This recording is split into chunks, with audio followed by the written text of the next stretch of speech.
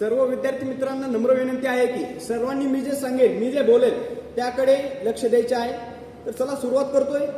म्हणे अण्णाभाऊ साठे घरे बुडाली गर्वाची, मी तुपणाची जबरीची आणि तस्करांची, निकंबळीला कत्तल झाली इंद्रजिताची आणि 14 चौकड्या राज्य रावणाचं लंका जळाली त्याची आणि ती सगत झाली कलियुगमाची मोरारजी देसायाची आणि सटा पाटलाची, अखेर झाली ही मुंबई महाराष्ट्राची, परळच्या परलयाची, लालबागच्या लढाईची आणि फाउंटनच्या चढाईची, झालं फाउंटनला जंग तिथं बांधून चंग आला मैदानी रंग, धार रक्ताची मर्दानी वाहिली, माझ्या जीवाची होती या कायली, माझी मैना गावाकडे राहिली, माझ्या जीवाची होती या कायली।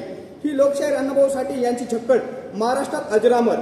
नमस्कार। सर्वप्रथम हिंदवी स्वराज्याचे संस्थापक छत्रपती शिवाजी महाराज, राजर्षी छत्रपती शाहू महाराज, महात्मा ज्योतिबा फुले, महामानव डॉक्टर बाबासाहेब आंबेडकर, लोकशाहीर अण्णाभाऊ साठे या सर्व महामानवांना विनम्र अभिवादन करून आज 1 ऑगस्ट अण्णाभाऊ साठे यांच्या जयंतीनिमित्त सांगावं असं वाटतं की ज्या लोकशाहीर अण्णाभाऊ साठेंनी छत्रपती शिवाजी महाराजांचा पोवाडा सर्वप्रथम 7 समुद्रापार रशियात गायला, ज्या लोकशाहीर अण्णाभाऊंनी सांगितले पृथ्वी ही शेषनागाच्या मस्तकावर तरलेली नसून ती कामकरी कष्टकरी समाजाच्या तळहातावर तरलेली आहे, लोकशाहीर अण्णाभाऊंनी संयुक्त महाराष्ट्राच्या चळवळीत उडी घेऊन माझी मैना गावाकडे राहिली, माझ्या जीवाची होती एक काहिली या लावणीने अख्खा महाराष्ट्र जागवला। अण्णाभाऊंनी सांगितले जग बदल गांधूनी गावं, मग सांगून गेले भीमराव।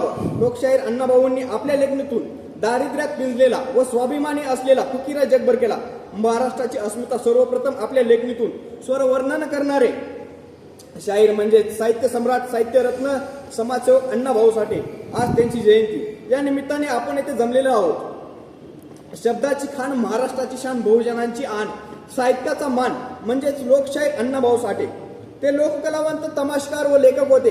विद्यार्थी मित्रांनो, अण्णाभाऊ काही शिक्षित नव्हते, त्यांना शिक्षकांची शिकवण्याची पद्धत आवडली नाही म्हणून त्यांनी शाळेला रामराम ठोकला व समाज प्रबोधन करू लागले, तसेच लेखही लिहू लागले।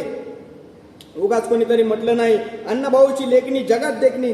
अण्णाभाऊ वृत्तपत्रात लेख लिहिताना आपल्या लेखनाची सुरुवात जय शिवराय असे संबोधन करत आज आपण त्यांचे विचार घेतले पाहिजे। त्यांनी 13 लोकनाट्य, 13 कथा, 6 नाटके, 35 कादंबऱ्या, 15 पोवाडे व 7 चित्रपटांमध्ये कथालेखन केलेले आहे। अशा थोर व्यक्तिमत्वाला माझे विनम्र अभिवादन। शेवटी एवढेच म्हणेल की विद्रोही कलावंत तुकाराम भाऊराव साठे म्हणजेच आपले अण्णाभाऊ साठे यांचा विजय असो। जय महाराष्ट्र, जय हिंद, जय भारत।